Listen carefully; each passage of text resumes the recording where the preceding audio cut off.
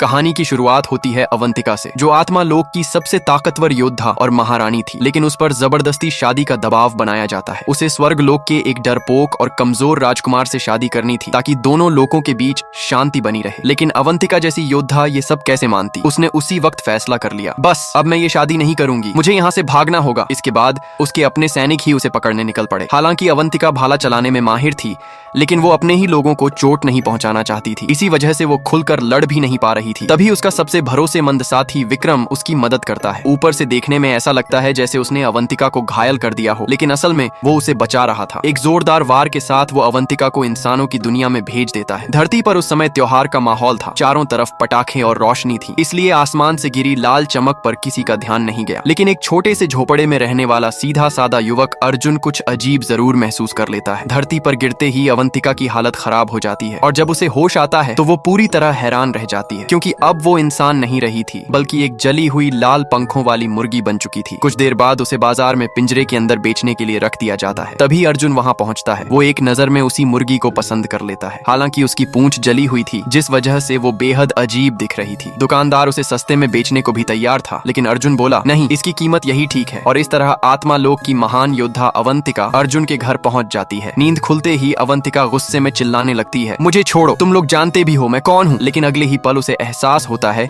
कि उसके शरीर में अब जरा सी भी दिव्य शक्ति नहीं बची। फिर भी उसका रौब कम नहीं होता। वो गुस्से में सोचती है, मैं आत्मा लोक की महारानी हूँ, मेरे एक भाले से दुश्मन कांप उठते थे और ये इंसान मुझे मुर्गी समझकर पाल रहा है। उधर अर्जुन को लगता है कि मुर्गी भूखी है, तो वो प्यार से उसे खाना खिलाने लगता है। लेकिन अवंतिका को ये और भी बड़ा अपमान लगता है। फिर अर्जुन सोचता है कि पहले इसे नहला दिया जाए। जैसे ही वो उसे पानी में डालता है, अवंतिका पूरी तरह बौखला जाती है। अरे, मुझे हाथ लगाने की हिम्मत कैसे हुई तुम्हारी? अब हालत ये थी कि कभी पूरी दुनिया को डराने वाली योद्धा एक भीगी हुई मुर्गी बनकर पानी में तड़प रही थी। उसे देखकर अर्जुन भी हैरान होकर बोल पड़ा, अरे इस मुर्गी को आखिर हुआ क्या है? पार्ट 2 के लिए हमारे चैनल को सब्सक्राइब करें।